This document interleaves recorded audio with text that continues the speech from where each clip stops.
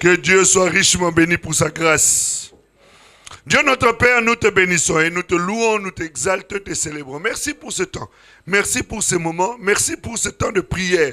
Nous croyons que tu as opéré au-delà de ce que nos yeux, nos sens, Seigneur Dieu de gloire, humains ont pu voir ou sentir. Nous t'élèvons, nous te magnifions. Parce que nous croyons que ce que nous demandons par la foi, nous l'avons déjà reçu. Seigneur, nous te célébrons pour ce temps. Merci pour ton esprit de vie, de grâce, de sagesse, d'intelligence, de profondeur, Seigneur, qui va encore nous conduire, Seigneur, dans toute la vérité. Seigneur, parce que tu as dit, vous connaîtrez la vérité. Et celle-ci vous affranchira. Nous voulons être libres, Seigneur, au travers de la connaissance de ta parole. Parce que c'est la délivrance qui nous est accordée au travers des louanges à toi, l'unique véritable Dieu. Nous soumettons tout esprit parce que nous croyons que l'esprit supérieur est déjà à l'œuvre. Reçois la gloire, Père. Nous entrons dans le flot de ton esprit et nous nous laissons conduire afin que tu puisses glorifier encore pleinement le nom de Jésus. Et nous avons tous dit Amen. Acclame encore très fort le très haut. Alléluia. Que Dieu soit richement béni. Merci Seigneur. Prends place s'il te plaît. Alléluia. Gloire à Dieu. Gloire à Dieu. Nous sommes en train de glorifier le Seigneur pour cette nouvelle année 2018 que le Seigneur nous a accordée. Et dans cette année 2018, le maître mot, c'est l'expansion, l'extension de nos limites. L'expansion, l'extension, l'extension de nos limites. Alléluia. L'extension de nos limites. Dieu ne veut pas que tu sois limité. Dieu ne le désire pas. Et puisque Dieu ne le désire pas, toi aussi tu ne dois pas le désirer. Alléluia. Nous sommes en train de partager à partir de notre passage de base qui se trouve dans le 2e livre de Rois au chapitre 6 à partir du verset 1 jusqu'au verset 7. Il est écrit donc: les fils des prophètes dirent à Élisée: voici le lieu où nous sommes assis devant toi est trop étroit pour nous. Allons jusqu'au Jourdain, nous prendrons là chacun une poutre, et nous nous y ferons un lieu d'habitation. Élisée répondit: allez. Et l'un d'eux dit: consens à venir avec tes serviteurs. Il répondit: j'irai. Il partit donc avec eux. Arrivé au Jourdain, ils coupèrent du bois, et comme l'un d'eux abattait une poutre, le fer tomba dans l'eau. Il s'écria: ah, mon Seigneur, il était emprunté. L'homme de Dieu dit: où est-il tombé? Il lui montra la place. Alors Élisée coupa un morceau de bois, le jeta à la même place et fit surnager le fer. Puis il dit: enlève-le. Et il avança sa main et le prit. Que Dieu bénisse sa parole. Qui n'était pas là dimanche? Nous sommes en train de parler sur l'extension de nos limites. Et nous nous sommes dit dans l'introduction que lorsque nous parlons de l'extension de nos limites, c'est de connaître l'accroissement, de connaître la croissance. L'extension de nos limites, c'est vivre au-delà des limites personnelles. C'est également une croissance dans le domaine spirituel, moral, physique, matériel, financier, sentimental. Étendre nos limites, ou l'extension de nos limites, c'est connaître le progrès dans ce que l'on fait pour le Seigneur. Nous nous sommes basés sur le livre de 1 Timothée, au chapitre 4, au verset 15, où l'apôtre Paul est en train de dire, il dit ceci, dans ce verset, il dit: occupe-toi de ces choses, donne-toi entièrement à elles, afin que tes progrès soient évidents pour tous. Et au travers de ce passage, l'apôtre Paul est en train de montrer que il est important que chacun de nous puisse connaître le progrès. Chacun de nous puisse connaître l'avancement, la croissance, l'évolution dans sa vie. Et il dit, applique-toi à ces choses. Et on a essayé de tourner autour de ce mot application et de comprendre ce qu'on entend par le mot application et d'en voir la conséquence, à savoir quoi? Le progrès. Et nous avons dit qu'il y avait 3 types. C'est le deuxième point. Il y avait 3 types de limites. Et le petit tas de ces points-là, c'est que certaines limites, c'est nous-mêmes qui nous les imposons. Certaines limites, c'est nous-mêmes qui nous les imposons. Et nous avons essayé de voir dans le livre de la Genèse, au chapitre 15, du verset 1 jusqu'au verset 6, la réalité de l'histoire d'Abraham,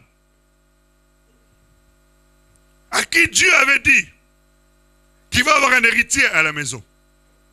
Mais Abraham, au travers de son langage, a mis une limite à Dieu, lui disant non, non, non, j'en aurai pas. C'est Eliezer de Damas qui est né, qui est mon serviteur, que j'ai ici, qui sera mon héritier. Et il a fallu que Dieu use encore de stratégie, puisse encore parler, pour qu'Abraham puisse enfin se réviser. Dieu l'emmène dehors, il dit, regarde, lève les yeux, regarde les étoiles. Tu vois tous ces étoiles-là, si tu arrives à les compter, alors tu sauras le nombre de tes descendants. Et c'est après que Dieu lui a parlé ainsi, qu'Abraham a dit, oh, la Bible dit, Abraham eut confiance en Dieu, au verset 6. Je vais essayer de voir encore le cas de Moïse. Vous savez, en parlant de cela, nous nous sommes dit que les limites, c'est nous-mêmes qui nous les imposons. Puisque c'est nous qui nous les imposons, c'est également nous qui avons la possibilité de les repousser ou de les enlever. Je disais Alléluia. C'est également nous qui avons la possibilité de les enlever ou de les repousser. Nous avons vu le cas d'Abraham. Nous avons vu le cas ensuite de Moïse, Exode chapitre 4, à partir du verset 10 jusqu'au verset 14. Nous avons vu que Dieu est venu voir Moïse. Il lui dit, Moïse, je vais t'envoyer, tu parleras à ma place. Tu seras mon prophète, mon serviteur. C'est toi que j'ai choisi, c'est toi que j'ai élu. De la même manière, vous aussi. Dans le livre de Jean, chapitre 15, Jésus dit, ce n'est pas vous qui m'avez choisi, c'est moi qui vous ai choisi. Et si Dieu te choisit, Dieu connaît ta vie. Dieu connaît tes limites. Dieu connaît là jusqu'où tu peux aller. Je disais, Alléluia. Mais quand il te choisit ainsi, connaissant toutes tes limites, il sait aussi quelles sont les stratégies, qu'est-ce qu'il peut mettre en place pour que tu dépasses ces limites-là. Je disais, Alléluia. Et quand il est venu voir Moïse, en lui disant, Moïse, tu vas me servir, Moïse est en train d'argumenter pour montrer à Dieu que tu t'es trompé, tu n'as pas frappé à la bonne porte, je ne suis pas la bonne personne. Et souvent, ce sont les choses que nous disons à Dieu. Peut-être pas verbalement, mais notre attitude est en train de dire à Dieu, tu t'es trompé de personne, ce n'est pas moi. Moi, je ne peux pas faire ce genre de choses-là. Alors, pour répondre à sa question, Dieu lui dit, écoute, dans ce cas-là, je te mettrai ton frère. Vous savez, il y a certaines personnes qui nous accompagnent dans nos vies parce que nous-mêmes, nous avons mis des limites. Alors, puisque nous avons mis des limites, Dieu met quelqu'un à nos côtés pour que cette personne nous accompagne. Dis à ton voisin, arrête d'être dépendant. Non, dis-lui vraiment, Niclette, dis vraiment à ta voisine. Il faut arrêter d'être dépendant. Dieu ne veut pas que tu dépendes de qui que ce soit. La seule personne de qui tu dois dépendre, c'est seulement lui-même. Je disais Alléluia. C'est vrai, nous avons besoin d'aide à gauche, à droite, mais ça doit être des choses ponctuelles. C'est-à-dire que j'ai besoin de toi juste pour un temps. Après, je dois être libre. Parce que le jour où tu ne seras pas là, je serai coincé. Le jour où parce que dites-vous bien, la Bible dit ceci. Mets les pieds rarement chez ton frère, de peur qu'il ne se lasse de toi. Tu sais que tu peux venir me voir, je t'aide aujourd'hui, je t'aide demain, je t'aide après-demain. La prochaine fois, je ne répondrai plus à tes appels. La prochaine fois, tu vas sonner, je viendrai, je vais regarder dans l'œil de Judas. D'ailleurs, on appelle ça œil de Judas. Je vais regarder, et puis tout se tait à la maison. Jusqu'à ce que je vais regarder par la fenêtre, je te vois partir. Ah, c'est bon. Je ne dis pas que j'ai fait ça. Je suis en train de te montrer qu'à un moment donné, personne ne vient chez moi. Chez moi, il n'y a pas d'œil de Judas de toute façon. Pour venir chez moi, il faut vraiment m'aimer. Comme beaucoup de gens ne m'aiment pas. Vous comprenez qu'il faut absolument être indépendant. Et comme Moïse n'a pas cru suffisamment pour que Dieu puisse faire en sorte que l'handicap qu'il avait puisse être transformé en un miracle. Je disais Alléluia. Amen. Que cette limite-là soit ôtée. Comme il a mis les limites, Dieu était dans l'incapacité. Vous savez bien aimé, Dieu ne peut travailler qu'avec toi. Jamais Dieu fera quelque chose pour laquelle toi-même tu n'es pas d'accord. Est-ce que ça s'entend? Pour qu'une limite soit repoussée, c'est toi qui vas le faire. Mais tu vas le faire avec l'aide du Seigneur au travers de son esprit. Mais pour que cela puisse être fait, il est important que toi tu sois d'accord. La Bible dit, deux personnes peuvent-ils marcher ensemble sans être mis au départ d'accord. Donc pour faire ça avec Dieu, il faut que tu sois d'accord. Moïse a dit à Dieu, non, je ne peux pas. Alors Dieu lui a mis quelqu'un qui va désormais l'aider par rapport à son handicap. C'est bon pour un temps. Mais il ne faut pas que ça soit tout le temps. Je disais Alléluia. Je disais Alléluia. Et comme ça, souvent, notre couleur de peau peut devenir un handicap. Je ne te dis pas de devenir comme Michael Jackson. Mais tu peux commencer à comprendre que ma peau ne peut pas être une limite. Pourquoi? Parce que tu n'es plus noir. Dans ton esprit, tu n'es pas un noir. Dans ton esprit, tu as la race de qui? La Bible dit, nous sommes de la race de Dieu. Donc dans ton esprit, tu n'es pas un noir. Tu ôtes cette limite-là. Parce que le fait de te voir noir, en même temps, tu te dis aussi, lorsqu'on regarde la télé, on ne voit pas beaucoup de noirs journalistes, à part Roselmalk. C'est ça, hein? En dehors de lui, dans les JT de 20h, on n'en voit pas depuis longtemps. Pourquoi moi, noir, je pourrais, en plus africain? Tu vois, tout de suite, tu t'es mis quoi? Une limite. Mais qui t'a dit qu'à cause de ta peau, tu peux pas aller plus loin? D'ailleurs, quand tu regardes, la plupart des dirigeants de 440, je n'ai pas vu un noir là-bas.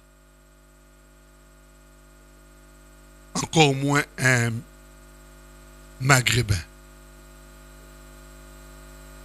Par votre conséquence, je sais que moi aussi, je vais m'arrêter ici. Vous voyez, ça, ce sont les limites que nous nous imposons. Je disais, Alléluia. Mes origines deviennent pour moi des obstacles. Et je me mets aussi en même temps quoi? Des limites.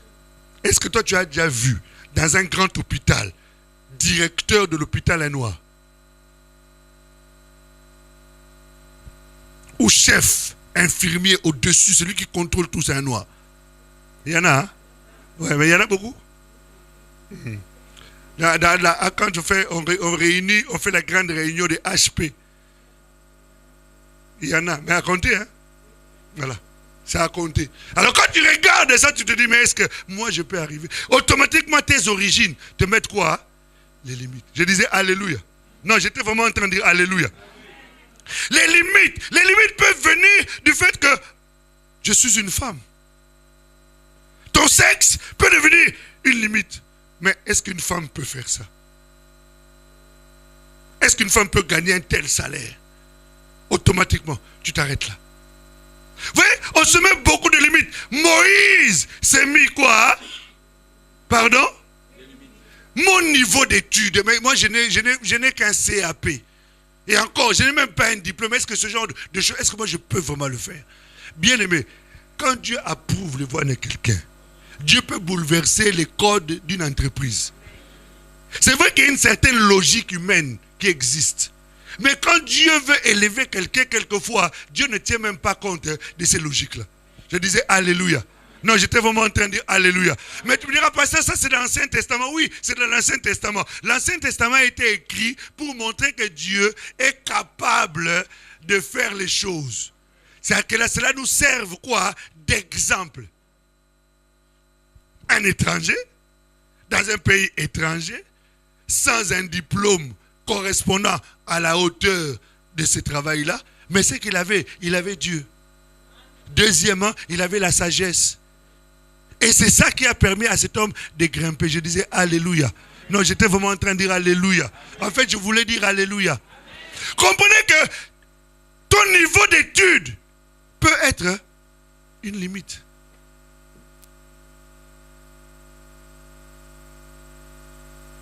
Est-ce qu'on s'entend tous là? Tu regardes ton âge, tu dis, mais à mon âge là, est-ce que ça sert encore à quelque chose? Ça sert à quelque chose. Si Dieu veut que tu fasses cette chose-là, si tu ne le feras que 2 ans, tu te feras que 1 mois, si tu ne le feras que 3 mois, mais tu y arriveras et tu feras ces 3 mois-là et après ça s'arrête. Et en faisant ces 3 mois, tu auras accompli ce que Dieu voulait faire au travers de toi pendant cette période-là. Je disais Alléluia. L'âge ne doit pas être un obstacle non plus. Mais à mon âge, qui peut encore me regarder? À mon âge, est-ce que je suis encore capable de faire ceci? Est-ce que je suis capable de faire cela? Si tu es capable, l'âge ne doit pas être un obstacle. Alléluia. À mon âge, est-ce que je peux encore reprendre? Bien sûr, tu peux reprendre les études. L'année dernière, il y a un monsieur de 77 ans qui a obtenu son bac. Tu me diras à quoi ça lui sert? Je ne sais pas. Mais il est eu quand même. Est-ce que nous nous entendons?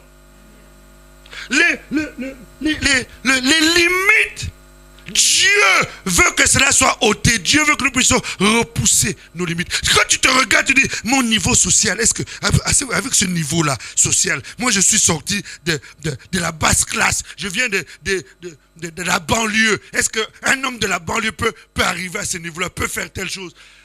Il ne faut pas se mettre des limites.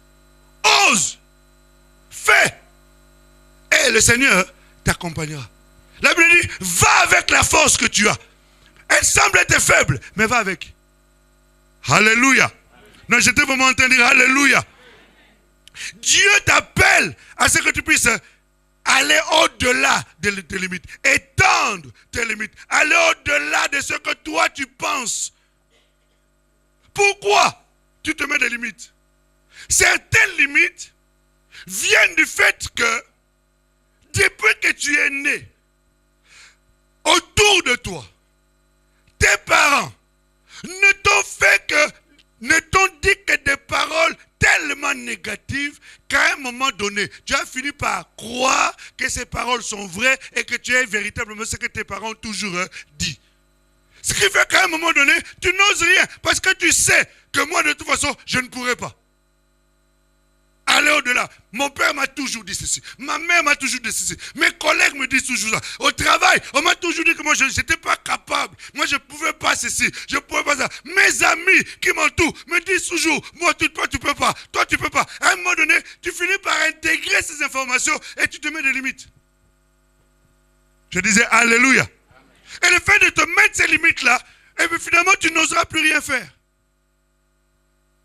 Vous savez, ce que je vous dis là, j'ai vécu ça avec mon fils, Jean-Philippe. Je pense vous l'avoir dit déjà une fois aussi. Il est à l'école, il était à la maternelle, s'il vous plaît, à la maternelle. Sa maîtresse lui disait toujours, toi tu peux pas, tu es incapable. Et, à chaque fois qu'il voulait faire, il dit, arrête, toi tu n'es pas capable. Arrête, toi tu n'es pas capable. Arrête. À un moment donné, l'enfant a fini par intégrer que lui, il n'est pas capable. Alors ce qui fait que lorsqu'il rentrait à la maison, sa maman lui disait, Jean-Philippe fais ceci. Maman, je ne peux pas. Jean-Philippe fait cela. Maman, je ne peux pas. Jean-Philippe fait ça. Alors un jour, on l'a fait asseoir. Il était petit, il va avoir peut-être 4 ans. Voyez-vous à quel niveau on peut se mettre des limites à cause de la parole des autres. Les gens peuvent te limiter alors que tu as des capacités, tu as des potentialités. Tu peux aller au-delà de ces choses. Mais on t'a tellement inculqué dans ton esprit que toi, tu ne peux rien. Le niveau où tu as là, c'est déjà le maximum, le summum de ce que toi, tu peux atteindre. Et d'ailleurs, on est surpris même que tu sois arrivé là. Alléluia. Non, je disais Alléluia. Ce qui fait qu'à cause de ces limites, Jean-Philippe ne faisait plus rien à la maison. Alors, sa maman lui a pris un jour. Il a commencé à parler avec lui. Et en parlant avec lui, c'est pour ça qu'il est important de parler avec vos enfants. Ayez le temps de parler aux enfants. Vous savez, quelquefois on arrive, on met les enfants devant la télé, ils regardent la télé, jusqu'à ce qu'ils vont se fatiguer, ils vont aller dormir. Tu n'as pas le temps de parler avec eux. Il y a des informations que tu as besoin de donner à l'enfant pour l'aider par rapport à sa croissance, par rapport à son évolution. Et tu ne sais pas ce qu'il entend à l'extérieur. Ce qu'il entend à l'extérieur, vous savez, l'enfant passe près de 7 heures à l'extérieur de la maison. Et pendant ces 7 heures-là, on nous a dit tout à l'heure, la foi vient de quoi? Non, je n'ai pas entendu. Ce qu'on entend. Ça veut dire que la foi de l'enfant est bâtie aussi en fonction de ce qu'il entend à l'extérieur. Et il va être construit, bâti par rapport à cela. Et lorsqu'il rentre à la maison, ce sont ces choses-là qui vont commencer à le guider. Et si toi, à un moment donné, tu n'as pas le temps de le prendre pour le reformater, pour le reconfigurer, lui donner les bonnes paroles qui vont lui permettre d'aller au-delà, eh bien, tu ne sauras pas ce que vit l'enfant. Et son attitude seulement va commencer à t'étonner, à te surprendre. Mais en fait, cet enfant reçoit des informations qui ont créé en lui un certain nombre de limites que toi, si tu ne le viens pas en aide, il ne saura pas avancer. Alléluia. Non, je disais Alléluia. C'est comme ça que moi aussi, comme un père, je suis en train de te parler. Pour créer en toi, te reconfigurer, te reformater, de manière à ce que ces choses qui étaient en toi, et qui étaient ancrées à toi depuis ton bas âge et qui n'ont pas été réglées, avec lesquelles tu as grandi, jusqu'à ce que tu es arrivé aujourd'hui, fasse en sorte que tu ne puisses plus vivre comme ça. Sa maman lui a parlé et nous sommes allés après, sa maman a compris d'où venait le problème. Elle m'a appelé, elle m'a dit Philippe, regarde tel ce jeu. Elle m'appelle gros bébé. Elle m'a dit gros bébé, écoute ceci. Nous avons pris rendez-vous à l'hôpital, à l'école. Je vous dis ce jour-là, je crois que j'avais péché. Non, je crois que j'avais vraiment laissé la Bible à côté. J'étais un vrai papa. J'ai crié sur cette femme. Je crois qu'elle a dû dire, c'est noir. En plus, on habitait à Boulogne. Vous voyez le cadre, hein? À Boulogne, s'il vous plaît. Et pas à Boulogne vers l'usine. Hein? On habitait juste à côté de la mairie. Vous comprenez? C'était le beau côté de Boulogne. Et cette dame, c'était une maman très bourgeoise, une dame d'un certain âge. Je crois qu'elle devait être satanique, cette femme-là. Je l'ai regardée et j'ai dit, c'est la dernière fois. À l'époque, je ne portais pas les lunettes. Je dis, c'est la dernière fois que vous parlez ainsi à mon enfant. Comment vous êtes en train de détruire la vie de mon enfant. Je l'ai crié dans les oreilles. Il restait plus que je lui tire, ça va vous dire, ça terre là. Je me suis retenu, je dis, tu es chrétien quand même. Vous savez, quand un père est révolté à cause de son enfant, quelquefois on perd les repères. Hein. Donc on a commencé maintenant à retravailler la vie de cet enfant. On a commencé à retravailler. Vous savez, quelqu'un qui a des limites, vous le savez au travers de son attitude, vous le savez au travers de son langage. C'est là où on sait voir. Si vous lisez Proverbes chapitre 16, verset 23, nous ne le lirons pas. Quand vous lisez Proverbes chapitre 23, vous reconnaîtrez quand quelqu'un va dépasser les limites. On l'entend par le langage. La Bible dit c'est l'abondance du cœur, Matthieu 15, je crois. L'abondance du cœur que la bouche Quand quelqu'un a des limites dans le cœur, parle-lui seulement. Parle avec cette personne. Tu vas entendre. Ah oui, mais bon, tu sais, ça c'est pour les autres. Hein. Tu sais, ça c'est moi, tu vois, moi vraiment. Un langage très défaitiste et très négatif. Je disais, alléluia. Les limites. Et Moïse avait ce langage-là. Et il est important, frère, de sortir de cela. Il est important de sortir de ces limites-là. Les limites que nous-mêmes nous imposons. Les limites que nous-mêmes nous bâtissons, nous construisons, nous élevons dans notre vie. Alléluia. Je disais, alléluia. D'où viennent les limites? Les limites viennent justement de ces paroles que nous avons entendues. Les limites viennent aussi de la peur. La peur de l'échec. La peur de ne pas réussir. La peur de sortir d'une zone qu'on appelle une zone où on a ses repères. Zone de confort. Là, on sait que ici, quand je fais ça, je sais où je mets les pieds. Quand je fais ça, je sais là où je mets les pieds. La peur de l'inconnu. La peur de là où je vais aller. Je ne sais pas où je vais aller. Donc, tout homme a besoin d'être rassuré. Et le fait d'aller au-delà de ses limites, on perd ces repères-là. Et automatiquement, on perd aussi l'assurance. Mais tu n'es pas seul. Tu es avec le Seigneur. Et le Seigneur t'accompagne. Le Seigneur marche avec toi. Le Seigneur est avec toi. Au cas où tu ne le saurais pas. Jésus a dit, je suis avec vous tous les jours jusqu'à la consommation de tous les temps. Alléluia. La peur te paralyse. La peur te détruit en toi la notion de la créativité. La peur détruit en toi l'esprit d'initiative. La peur détruit en toi. Et pourtant, tu as les capacités. Mais le fait que tu as peur d'aller au-delà de tes limites, ça t'empêche d'oser quoi que ce soit. La peur, en fait, crée en toi en même temps une certaine forme de frustration. Parce que tu vois les autres avancer, tu vois les autres réussir. Et pourtant, quand tu regardes ce que tu es par rapport à ces gens-là, tu te rends compte que tu es meilleur. Parce que peut-être tu as été peut-être plus loin dans les études. Physiquement, tu te retrouves peut-être plus joli que cette personne. Intellectuellement, tu sais que tu as plus de capacités. Matériellement, tu sais que tu possèdes plus. Mais le fait que tu as peur, ça paralyse tout. Je disais alléluia. Non, j'étais vraiment en train de dire alléluia. Et ce manque de confiance, cette peur-là, fait en sorte que, effectivement, tu ne bouges plus. Tu n'as plus confiance en toi. Vous savez, pour aller au-delà des limites, nous avons besoin d'avoir confiance en nous. Nous reviendrons sur ces points-là. Un autre cas dans la Bible. Une autre chose qui fait que nous ne puissions pas aller au-delà de nos limites. Ou qui freine nos limites. C'est le péché. Est-ce que vous savez que le fait de vivre dans le péché crée une instabilité dans ta vie? Et l'instabilité fait que tu n'es pas sûr que Dieu est avec toi. Et donc, comme tu n'es pas sûr que Dieu est avec toi, tu n'oses rien faire. Et tu vis dans une certaine forme de culpabilité, de condamnation, une certaine forme de comment dire ça?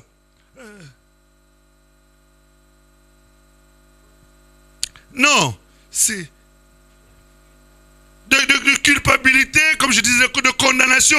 Et ça tue en toi l'esprit d'initiative. Pourquoi? Parce que tu vis dans le péché. Et le péché ôte en toi l'assurance de la présence de Dieu. Je disais alléluia. Je disais alléluia. Vous savez, pour que quelqu'un puisse oser aller, il faut que tu saches que Dieu est avec toi. Je suis en train de parler des chrétiens, je ne parle pas des païens ici. Je m'adresse aux chrétiens. Alléluia. Je disais alléluia. Donc, il est important. Ça crée en toi une certaine forme d'incapacité. C'est le mot que j'ai cherché. Dis à ton voisin, ça doit s'arrêter ces choses.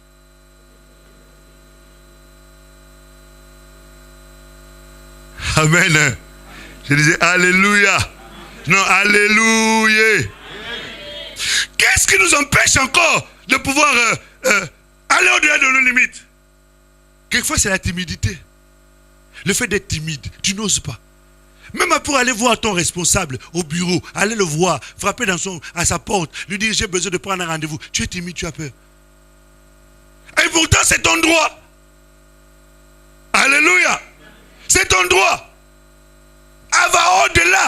Tu as des capacités. Et tu as prouvé ça au travers de tes compétences au travail. Tu l'as prouvé au travers de tes qualités. Tu l'as prouvé au travers de ton professionnalisme. Et tu sais, quand tu regardes à côté, il y a des gens qui sont arrivés après toi, que tu as même formé, qui ont un salaire beaucoup plus élevé que toi. Mais va frapper à la porte. Dis-lui, j'ai besoin de te parler.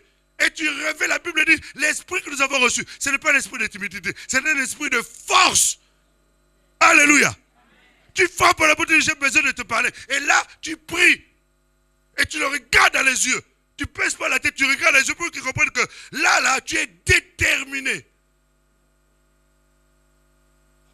Ça fait 5 ans que je n'ai pas eu d'augmentation de salaire. Moi, la seule augmentation que j'ai est liée à l'indice de coût de la vie.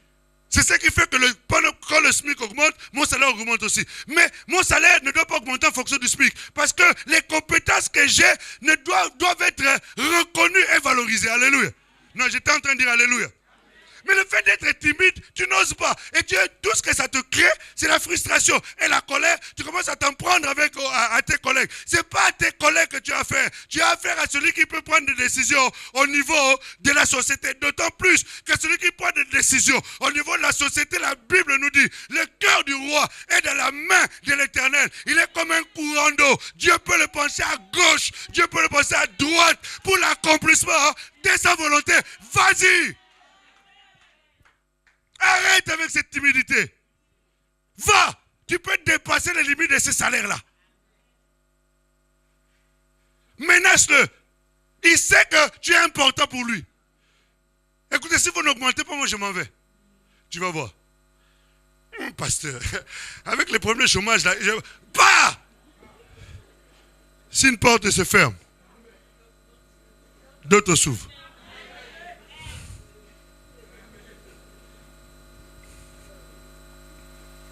Ils ont reconnu ton profil. Ils te donnent des gens informés. C'est qu'ils reconnaissent que tu es capable. Ça qu'on ne te donnerait pas des gens informés.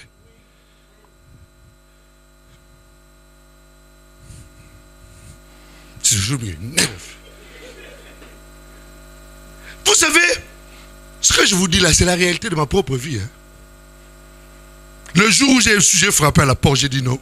Assez, c'est assez. Comment se fait-il que moi je suis là? Il y a des gens qui arrivent, qui n'ont même pas pu tenir. Il y a des gens qui viennent, je leur apprends comment il faut prospecter, comment il faut parler à une entreprise, comment il faut aller négocier, comment il faut suivre quelqu'un en entreprise, comment il faut, lorsqu'il y a une difficulté. Moi, je leur apprends ça. Eux, ils arrivent à avoir un salaire plus gros. J'ai dit, écoutez, soit vous me gardez, auquel cas vous augmentez mon salaire, ou alors je m'en vais. Oh, Philippe, toi aussi. J'ai dit non. Philippe, toi aussi, c'est bon.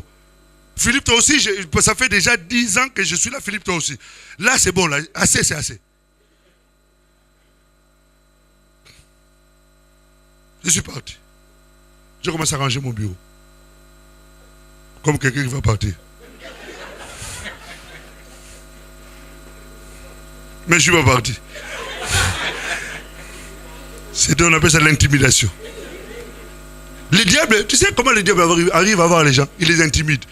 Au temps de Néhémie, ils ont essayé d'intimider Néhémie avec les autres. Avec ses propres stratégies, on va la voir. Alléluia. Après, ils m'ont convoqué au bureau. Bon, Philippe, écoute, nous te proposons ceci. Ah, c'est pas assez. Et quand c'est comme ça, tu es en position de force. Là, tu repousses les limites le plus loin possible. Parce que tu ne sais pas si tu auras encore une autre occasion. Alléluia. Tu vois, c'est important. La timidité, le manque d'audace, le fait de craindre, d'avoir des peurs, ça te frustre. Et tu vis finalement dans une certaine forme de colère Et cette colère-là commence à pourrir ta vie spirituelle. Tu ne pries plus correctement parce que tu es en colère contre ceci, tu es en colère contre cela. Arrête de détruire ta vie spirituelle pour rien. Lève-toi, ose. Dieu est avec toi.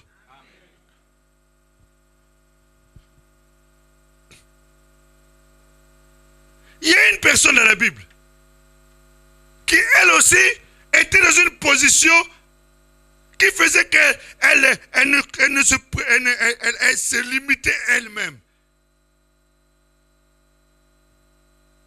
Juge chapitre 6, versets 12 à 16. Vous connaissez l'histoire, je vous donne le passage. Vous irez le lire.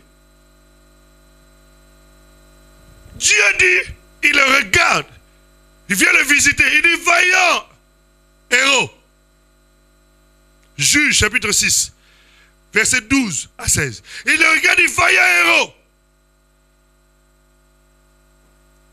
Quand le gars se retourne, il dit,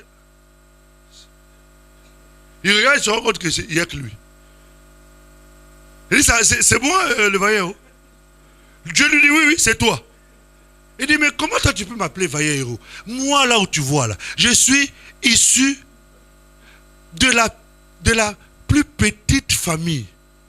De la plus petite famille, de la tribu la plus petite d'Israël. Comment toi tu peux me dire, moi? Dans tout ça, là, tu as vu personne qui avait des capacités pour venir me voir, moi. Il a commencé à négocier avec Dieu pour lui montrer que Dieu s'est trompé. J'aimerais te rassurer. Dieu ne se trompe jamais. Jamais Dieu ne se trompe et ne se trompera jamais. Quand Dieu pointe le doigt sur toi, c'est que tu es la bonne personne. Même si les gens te regardent, ils ne voient rien. C'est pas parce qu'un ne voit rien qu'il n'y a rien. Parce que la Bible dit, Dieu intercède et celui qui voit dans les secrets. Eux, ils regardent de l'extérieur, Dieu regarde de l'intérieur. Parce qu'il est en toi. Alléluia. Amen. Non, je disais Alléluia. Et quand Dieu l'a appelé, il a commencé à limiter Dieu. Non, c'est pas moi la bonne personne. Tu as dû te tromper. Non, c'est pas moi. En fait, tout ce que je suis en train de dire là, c'est pour juste une chose. T'amener à sortir de tes limites. Et dis-toi bien que pour sortir des limites, vous savez qu'il a commencé à négocier avec Dieu. Allez, ok, si c'est vraiment ça, on va faire ceci. Si c'est vraiment ça, on va faire cela. Tu sais, nous avons un Dieu formidable. Nous avons un Dieu, le grand Dieu tout-puissant, est obligé de faire des gymnastiques pour juste convaincre quelqu'un que c'est lui qui l'a visité, que c'est lui qui l'a choisi, que c'est lui qui va l'utiliser. Est-ce que vous imaginez un peu ça? Le grand Dieu grand tout-puissant, il est obligé de faire. Le gars lui dit, écoute, on va faire ceci. Alors pour que je croie vraiment que c'est toi, je vais mettre un truc ici. Il faut que lorsque la rosée va arriver, que la rosée soit partout, sauf là. Me dit, et puis Dieu fait ça aussi. Vous voyez à quel niveau quand Dieu veut t'utiliser, il peut aller juste pour t'aider. Mais malgré ça, le gars est toujours incrédule. Alléluia. Je disais Alléluia. Et c'est pour cela qu'il est important que toutes ces choses que nous sommes en train de nous dire, l'objectif est que là où tu es là, tu te dises enough is enough. Pour nous qui parlons anglais. Assez, c'est assez. Il faut absolument que tu te révoltes. Pour aller au-delà des limites, il faut se lever et se dire non, c'est fini, c'est trop. Ça ne peut plus continuer comme ça. J'ai trop subi. Je souffre trop. Les limites par rapport à la vie spirituelle. Il faut dire non, c'est pas possible. Je ne peux pas continuer à vivre comme quelqu'un qui ne connaît pas Dieu. Non, c'est pas possible. C'est pas possible. Ma vie de prière, elle est médiocre. Ma vie de connaissance de la parole de Dieu, elle est médiocre. Ma vie même de serviteur, elle est médiocre. Je n'évolue pas. Quand quelqu'un me regarde, il ne voit aucune évolution, aucun progrès. C'est pas normal. Je viens à l'église quand ça me plaît. Je fais les choses de Dieu quand moi j'ai envie. Ce n'est pas normal. Tu dois mettre des limites par rapport à ces choses. Je dis alléluia. 2018 doit être une année où tu vas réellement repousser les limites, réellement changer complètement ta vie de vie, ta façon de vivre la foi. Il y a un péché qui t'empêche. Mais dis à ce péché-là, mais assez c'est assez. J'étais pratiqué pendant, je ne sais pas, 5 ans, 10 ans. Et je n'ai rien vu que tu m'as apporté d'exceptionnel. À partir d'aujourd'hui, je t'enlève. Parce que tu me mets des limites. Il y a des choses que je ne peux pas oser faire. Parce que si je fais, on va me reconnaître. Et si on me reconnaît, toi aussi tu me reconnaîtras. Et tu sauras qu'en fait, en réalité, j'étais chrétien. Parce que jusque-là, on ne sait pas que tu es chrétien là-bas. Est-ce que nous comprenons? Alléluia. Non, je disais vraiment Alléluia. Et il faut vraiment repousser les limites. Dernier exemple. Je vous l'avais donné juste à la fin. Jésus arrive. Jean 11. Jésus arrive. À partir du verset 1, vous lirez jusqu'à la fin. Je trouve verset au moins 45-46. Jésus arrive. Il discute avec Marie. Mais avant qu'il n'arrive, on lui a dit, mais vous faites, Seigneur, il y a ton ami, là, celui que tu aimes, qui est malade, et il est vraiment très malade. C'est comme si on ne lui avait rien dit.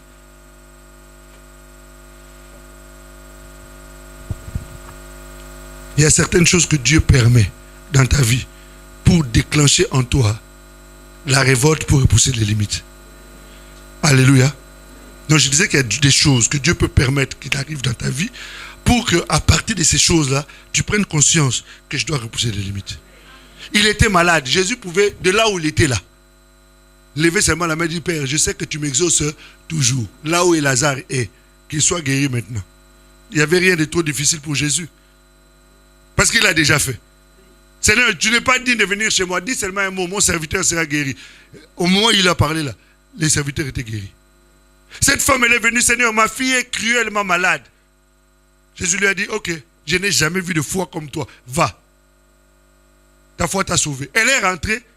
Elle a trouvé son enfant complètement guéri. Donc c'était possible aussi. De là où Jésus était, pendant qu'on est venu lui dire que Lazare était malade, il dit, ok, puisque tu m'as rencontré, je déclare que maintenant Lazare est guéri.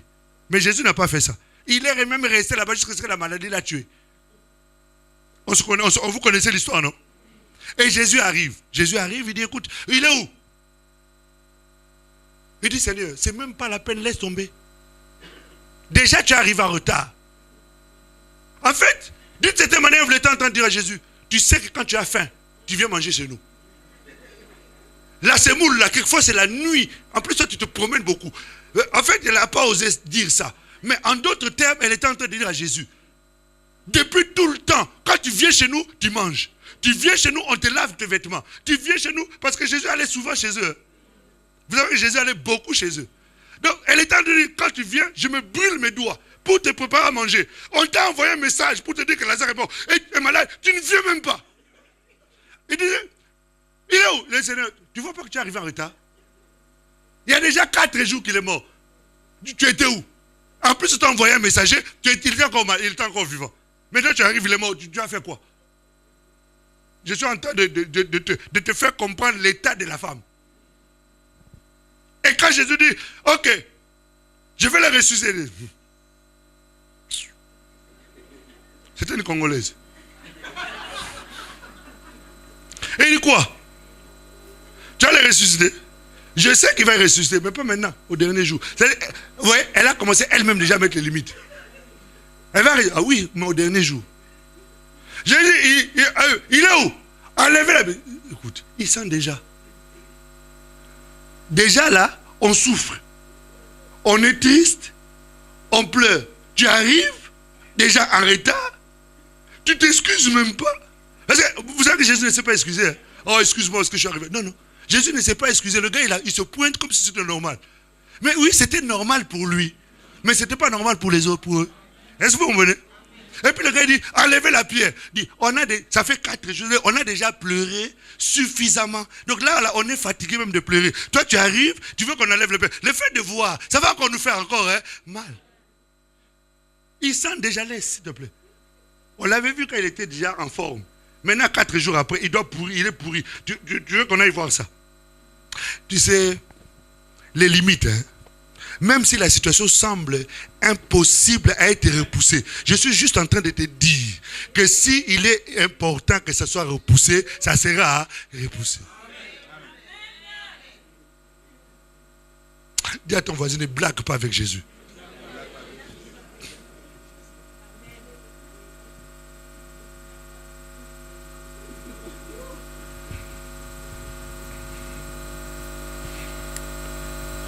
Je suis la résurrection et la vie.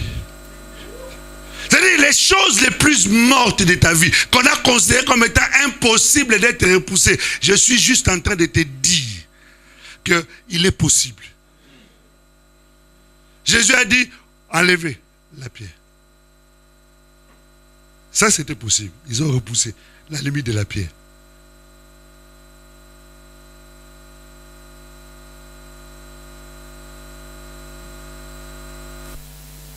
Lazare, je suis sûr qu'il disait Lazare.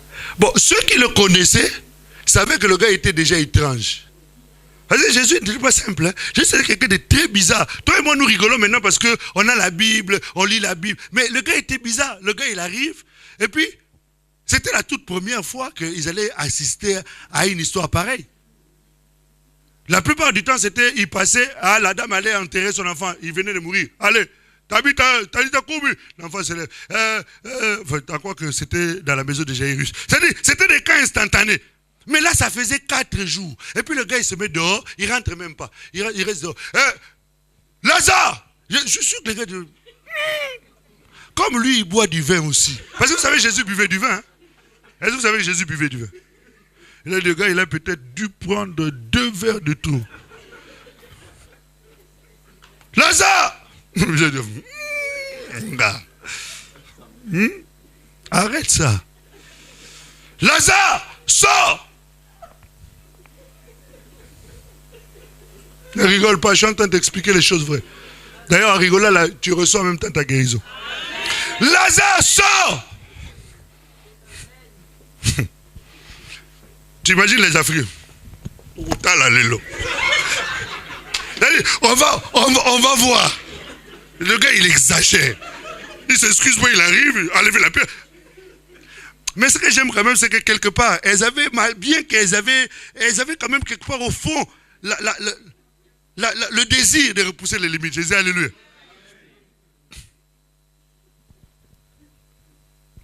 Lazare, sors!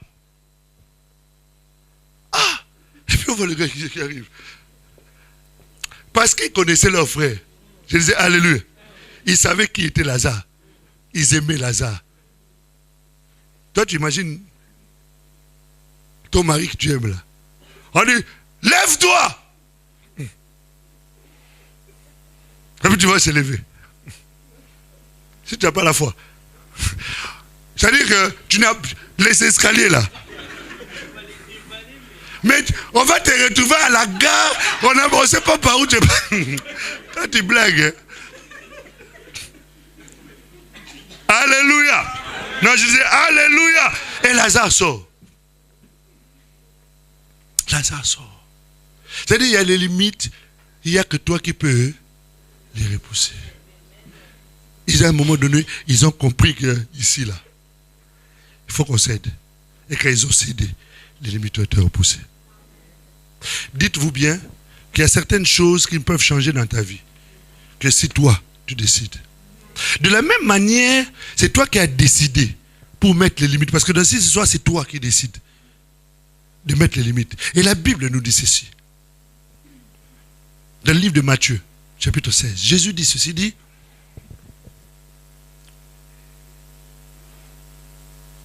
Pierre, sur ce roc, je bâtirai mon église. Et les portes des séjours de mort ne prévaudront point contre elle. Voici, je vous donne la clé. Ce que vous décidez, ou ce que vous déliez ici-bas, sera quoi? Répétez avec moi. Ce que vous déliez ici-bas, et ce que vous liez ici-bas. En fait, ce que je veux te faire comprendre maintenant, là, c'est que de la même manière tu avais lié tes limites, de la même manière tu peux aussi les délier. Et quand tu les délies, le ciel aussi délie. Et quand tu les lis ici, le ciel aussi lit. Parce qu'en fait, tout dépend de toi. Les limites dépendent de toi. Alléluia. Donc je t'entends dire alléluia. Donc là où tu vas t'élever et tu vas prendre conscience. Tu me diras, parce que j'ai déjà fait ça. Alors dans ces cas-là, nous allons prier avec toi. On se lève, s'il vous plaît. Parce qu'on est quasiment à la fin.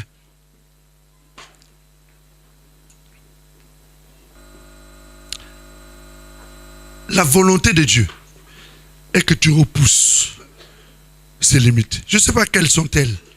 Quelles sont les limites qu'il y a dans ta vie que tu t'es toi-même mis? Quelles sont les limites que tu t'es imposées toi-même? Et en fonction de ces limites-là, tu vas prendre aussi la décision de les changer maintenant. Et nous expliquerons un peu plus tard, au travers de l'évolution de notre message, comment tu peux pratiquement aussi le faire. Mais spirituellement déjà maintenant, tu prends la décision de faire en sorte que ces limites soient repoussées.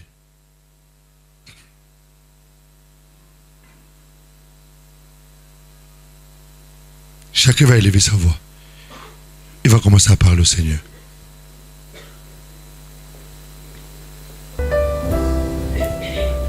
Vas-y, parle au Seigneur.